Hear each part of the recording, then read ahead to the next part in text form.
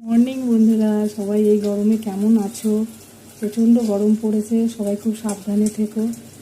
আমার তো এই গরমে খুবই শরীর খারাপ, 3-4 দিন ধরে প্রচণ্ড কি বলবো, শরীরে একটা দুর্বলতা লাগছে। তাও সকালে উঠে বাড়ির টিফিন জল খাওয়া, একটু রান্নার দিকে লেগে পড়লাম। যত তাড়াতাড়ি হয় রান্নাঘর থেকে বেরোতে পারলে শান্তি পাবো। দেখো আজকে আমি বানিয়েছি, ভাত হয়ে গেছে, ডাল বানাচ্ছি, আর এই যে একটু পটলের তরকারি বানিয়েছি।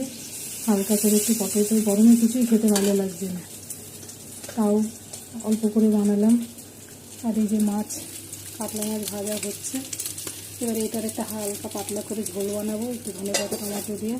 বাস, এটা হয়ে গেলে একটু চাটনি। এখনও রান্না কমপ্লিট হয়নি, কারণ তোমাদেরকে একটু শেয়ার করি। শরীর একদম ভালো নেই, আমার গলার আওয়াজ শুনেই বুঝতে পারছো। সবাই খুব ভালো থেকো, আবার পরে দেখা হবে, টাটা।